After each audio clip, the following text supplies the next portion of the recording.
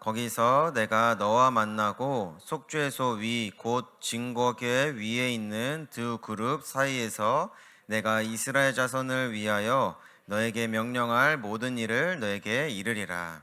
아멘. 우리가 오늘 나눌 말씀의 제목은 그리스도 중심의 성막 증거궤입니다.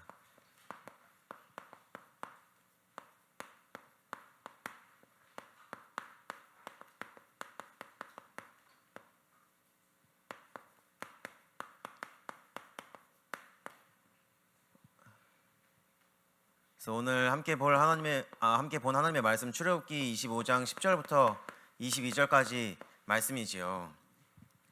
우리가 성경을 보다 보면 하나님이 시기마다 때마다 반복해서 주시는 말씀이 있습니다. 어떤 말씀이 있을까요? 반복해서 주시는 말씀이 있어요. 어떠한 말씀을 주시냐? 우리에게 예수 그리스도를 나타내는 그 말씀을 시기마다 때마다 계속해서 반복해서 우리에게 주고 계시죠. 그래서 가장 먼저는 창세기 3장 15절의 말씀을 주셨습니다. 그래서 여자의 후손의 그 말씀을 주셨죠. 이게 언제였습니까? 선악과를 따먹은 그 직후에 하나님은 아담과 하와에게 여자의 후손이라는 예수 그리스도 메시아, 오실 메시아를 말씀하시죠. 그리고 나서 이스라엘 백성들이 노예로 있을 때에 모세를 통해 출애굽기 3장 18절에 피제사의 말씀을 주시죠. 그래서 이것도 예수 그리스도로만이 너희들이 구원받을 수 있다는 그 말씀을 이스라엘 백성들에게 주신 것입니다. 그리고 또 주시죠. 예수 그리스도를 나타내는 그 말씀을 하나님이 또 주십니다. 이사야 7장 14절의 말씀이죠. 이때는 어떠한 시대였죠? 이스라엘 백성들이 이번엔 포로로 붙잡혀가게 될 그때를 말하는 것입니다. 그때에 하나님이 처녀의 몸에서 날 것이다, 임마누엘이라는 그 말씀을 하나님이 주시죠. 그리고 이 말씀이 마태복음에 성취되었음을 마태복음 1장에 분명히 얘기하게 되어집니다. 그래서 하나님은 시기마다 때마다, 그리고 이번에 마태복음 16장 16절에 주는 그리스도죠, 살아계신 하나님의 아들이라는 그 고백을 베드로가 하게 되죠. 이때가 또 어떠한 시기였죠? 속국의 시대였습니다. 로마에게 완전히 나라를 빼앗긴 그 시기, 하나님을 떠난 그때에 노예가 되었을 때에, 포로가 되었을 때, 속국이 되었을 때, 그때마다 하나님은 예수 그리스도라는 말씀을 계속해서 반복해서 이스라엘 백성들에게 주게 되어집니다. 그리고 또 예수 그리스도 오실 것이라는 것을 이번에 모양으로 반복해서 나타내시죠. 어떠한 모양들이 있습니까? 이번엔 노아 시대에는 방주가 있었지요. 그리고 우리가 지금까지 말씀을 본 데까지만 보겠습니다. 방주가 있었고, 그리고 이스라엘 백성들이 그 10가지 기적을 체험하게 될 때 마지막 기적이었죠. 6월절 그 어린 양의 피를 통해 예수 그리스도를 또 나타내십니다. 그리고 오늘 말씀대로 이번에는 증거궤를 통해서 하나님이 예수 그리스도를 또 나타내시고 보게 하시죠. 하나님이 왜 시기마다 때마다 예수가 그리스도라는 그 말씀을 우리에게 주실까요? 왜 주실까요? 여러분들이 공부를 하다 보면 알겠지만 선생님, 중요한 거는 어떻게 하죠? 계속해서 반복해서 가르쳐주고 반복해서 말하죠. 그리고 우리가 시험을 볼 때, 준비할 때도 중요한 부분은 계속해서 반복해서 보죠. 너무나 중요한 거기 때문에. 그래서 하나님이 왜 그리스도를 중요한 때마다 말씀으로 나타내실까요? 또 하나님이 중요한 때마다 왜 그리스도를 상징으로 또 나타내시고 보여주실까요? 이 방주를 할 때는 어떤 때였습니까? 40일 동안 비가 그치지 않아서 근데 우리가 상상할 수 없을 만큼의 비가 와서 완전히 이 땅이 물로 가득 차게 되어졌죠. 그리고 어린 양이 언약을 주실 때도 이스라엘 백성들이 노예로 있을 때였습니다. 증거궤라는 이 말씀을 오늘 주시는데, 이때도 광야에서 도저히 미래가 보이지 않는 그러한 시간을 보낼 때였습니다. 그렇죠? 하나님이 계속해서 예수가 그리스도라는 말씀을 주시고 예수가 그리스도라는 것을 나타내시고 보여주시는 것은 다른 이유가 있는 것이 아니죠. 이 세상에는 너무나도 많은 문제들이 있습니다. 우리가 이따가도 크로스베 여사라는 우리가 인물을 보게 되어지겠지만, 그분은 눈이 멀었던 분이에요. 어릴 때 태어나자마자 6개월 만에. 그때는 올바른 의사가 있지 않고 의료가 있지 않았기 때문에 돌팔이 의사가 있었던 거예요. 그래서 몸이 너무 안 좋다 보니까 약을 이제 눈에다 넣어줬는데 그게 이상한 약이어가지고 결국엔 눈이 다 멀게 되어져요. 눈이 머는 사람이 있죠. 그리고 여러분 같은 경우는 앞으로 또 대학도 가야 되죠. 학교도 가야 되죠. 거기서 또 시험도 봐야 되죠. 세상에 너무나도 많은 문제들이 있죠. 가정 문제도 있고 친구 문제도 있고 이성 문제도 있고. 근데 그 문제들의 답이 단 하나라는 겁니다. 이 세상에는 너무나도 많은 문제들이 있죠. 그래서 우리가 1만 가지의 문제가 있다라고 표현하기도 합니다. 그런데 답은 단 하나뿐이죠. 예수 그리스도만이 우리에게 답이 되어지는 것입니다. 그래서 하나님이 시기마다 때마다 모양으로 말씀으로 예수 그리스도를 보여주시고 들려주시고 나타내시는 것입니다. 그래서 하나님이 오늘 말씀 가운데도 이 증거계라는 예수 그리스도로 나타낸 증거계라는 이스라엘 백성들에게 증거계라는 것을 만들게 하시죠.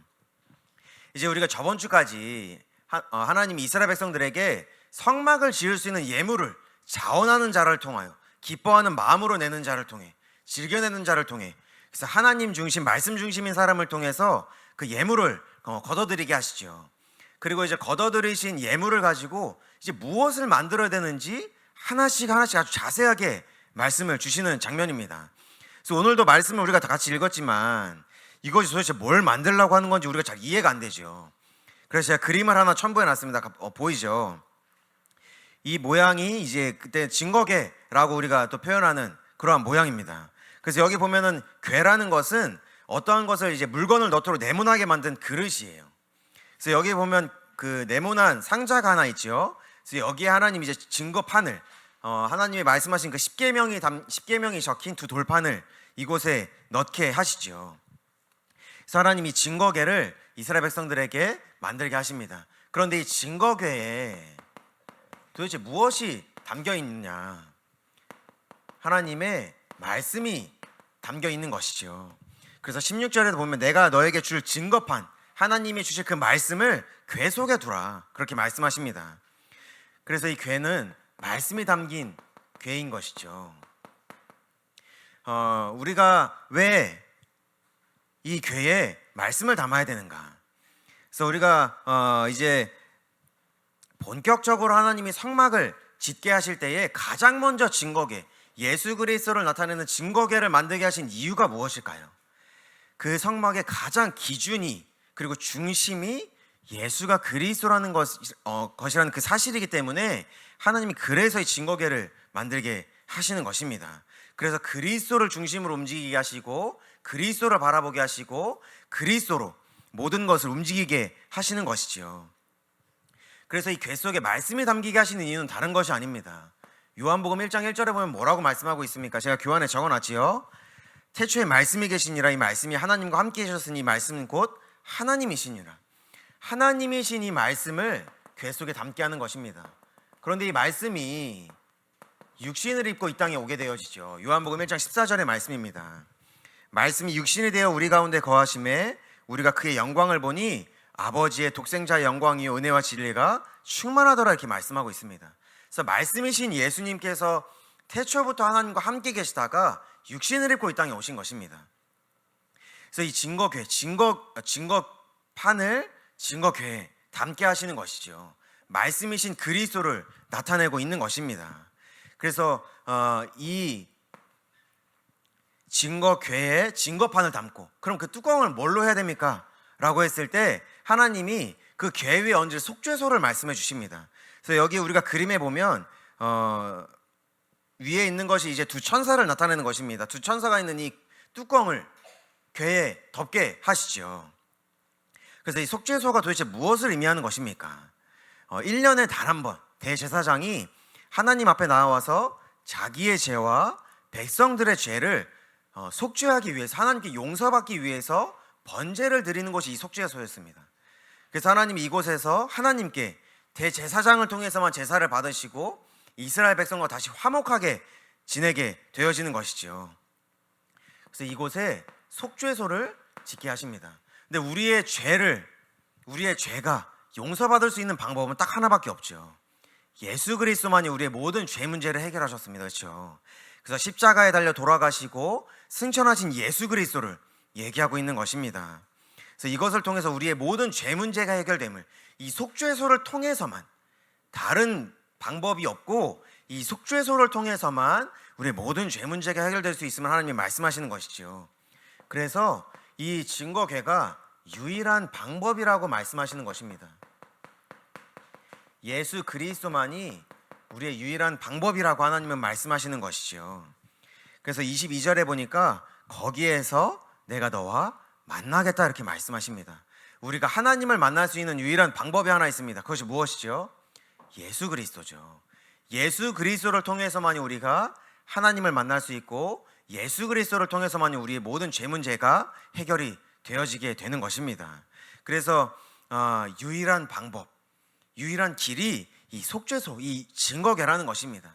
예수 그리스도라는 것을 하나님이 말씀하시는 것이죠. 그래서 성막을 지을 때에 이 증거궤를 중심으로 지으라고 말씀하시는 것입니다. 너희들이 움직일 때에 이 증거궤를 중심으로 하나님이 움직이라고 말씀하시는 것이죠. 그런데 이스라엘 백성들에게 이 증거궤는 그런 의미가 아니었습니다. 그래서 이스라엘 백성들에겐 이 증거궤가 다른 의미로 또 받아들여지게 되어지죠. 하나님을 만날 수 있는 유일한 방법이 아니었습니다. 하나님과의 관계를 회복하는 유일한 길이 아니라 다른 것으로 이 이스라엘 백성들은 증거궤를 찾게 되어지죠. 우리가 사무엘상 4장 3절의 말씀해 보니까 이스라엘 백성들이 블레셋이라는 족속과 전쟁을 하게 되어집니다. 그런데 패배를 하는 거예요. 아니, 우리는 분명히 하나님의 백성이고 하나님의 민족인데, 아니 우리가 어떻게 블레셋이라는 이방 족속에게 패할 수 있는가라는 의문을 딱 갖게 되어지는 겁니다. 그래서 4장 3절에 보니까 사무엘상 4장 3절에 보니까 백성이 진영으로 돌아오면 이스라엘 장로들이 이르되, 아니 여호와께서 어찌하여 우리에게 오늘 블레셋 사람들 앞에 패하게 하셨는가? 아니 우리가 하나님의 자녀라면 시험에 당연히 100점 맞아야 되는 거 아닙니까? 이렇게 얘기하고 있는 거예요. 아니 우리가 하나님의 자녀라면 당연히 서울대 가야 되는 거 아니에요? 아니 내가 이렇게 예배도 드리고 기도도 드리고 찬양도 하는데 당연히 내가 원하는 거 들어줘야 되는 거 아닙니까? 라고 이스라엘 백성들이 얘기하고 있는 거예요. 그래서 이스라엘 백성들이 어떻게 됩니까? 여기서 언약궤라고 표현이 되었는데 이것이 증거궤입니다. 이스라엘 백성들이 그래서 실로라는 지역에 있는 증거궤를 전쟁하는 것으로 딱 가지고 와요. 이제 우리는 승리했구나. 이제 우리가 블레셋 족속을 쳐서 이길 수 있겠구나. 이제 우리가 기도도 했고 예배도 했고 말씀도 붙잡았으니까 내가 원하는 길을 이룰 수 있겠구나. 내가 원하는 대학 가고, 내가 원하는 직장 구하고, 내가 원하는 만큼의 돈을 벌어서 내가 원하는 인생 살 수 있겠구나. 딱 이렇게 얘기하고 있는 것입니다. 그런데 그 결과가 어떻게 되어지냐? 오히려 언약궤가 오기 전에 4,000명의 사망자가 나오게 됩니다. 그런데 언약궤가 딱 오고 나서 전쟁을 하게 되어지니까 3만 명이나 죽게 돼요. 거의 엄청나게 많은 숫자가 훨씬 죽게 되어지죠. 이스라엘 백성들에겐 이 언약궤가 하나님을 만나고 하나님과 관계를 회복하게 되어지는 유일한 길, 그 유일한 방법이 아니라 자기에게 복을 주는 그 우상 중의 하나로 이스라엘 백성들은 여겼던 것입니다. 우리에게는 과연 예수 그리스도가 도대체 어떻게 받아들여지고 있습니까? 그렇죠? 이스라엘 백성들에게는 이 언약궤가 다른 의미가 아니라 나를 위한 언약궤였습니다. 내가 복받기 위한, 내가 원하는 것을 이루기 위한, 내가 원하는 남자를 만나고 내가 원하는 또 이성을 만나기 위한 그러한 것 중에 그냥 하나였을 뿐이었던 거예요.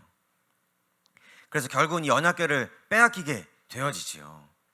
아무런 의미가 없게 되어지는 것입니다. 그 증거궤 자체가 의미가 있는 것이 아니죠. 그것이 의미하고 있는 것이 무엇이냐가 굉장히 큰 것입니다. 예수 그리스도가 도대체 우리에게 어떠한 의미가 있는 것입니까?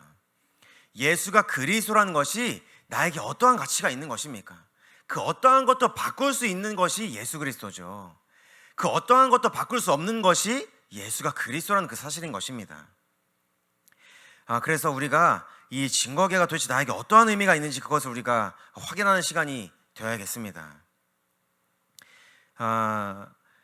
그래서 우리가 이 참된 증거궤가 어떠한 의미를 말하는 것인지, 이것이 나에게 어떠한 의미가 있는지 그것을 확인하는 시간이 되어야겠습니다.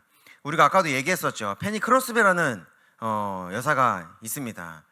이분이 우리가 찬송가를 부르다 보면 우리가 이 찬송가 굉장히 많이 들어봤다, 알고 있다라고 할 만큼 굉장히 많은 유명한 또 찬송가를 작곡 작사하셨고 또 많은 것들을 우리에게 그 작품으로 남겨주신 분이기도 해요.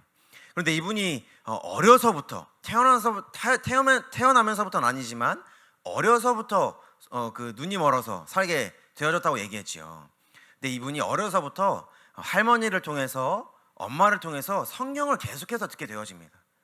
성경을 듣게 되어지고 이제 그 세상에서 들려지는 모든 소리, 느껴지는 모든 감촉을 성경으로 이어서 볼 수 있도록 도와주세요.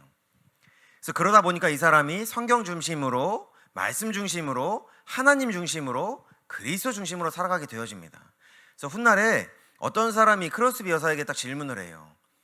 눈을 떠서 보고 싶지 않으십니까?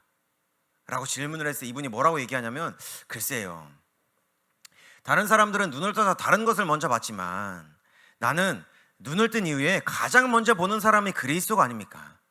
이것이 나에게 얼마나 큰 영광이고 기쁨인지 모릅니다라고 고백을 하게 되어집니다. 눈이 멀어서 아무것도 보지 못해요.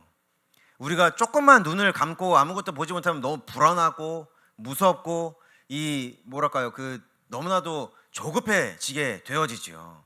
그런데 크로스비는 눈으로 보는 게 전부가 아니라는 것을 알았던 거예요. 진짜 예수가 그리스도가 무엇인지, 진짜 성경에서 말하는 증거가 무엇인지 크로스비는 알았던 인물이었던 것이지요. 그래서 우리가 말씀을 통해 확인하게 될 텐데 이 말씀을 묵상하면서 계속해서 이번 주간에 이 말씀 계속 듣게 되어지더라고요. 그래서 또 의미를 생각하게 되어지고 하나님이 말씀을 주신 의미가 무엇인지 또 묵상하게 되어진 시간이 됐습니다. 그래서 금요일도 이 말씀을 주시고 토요일도 이 말씀을 주셨었습니다. 우리의 신앙의 중심이 그리스도의 신앙이 되어져야 되는 것이죠. 이것이 무엇을 말하는 것입니까? 나의 정체성을 말하는 것입니다.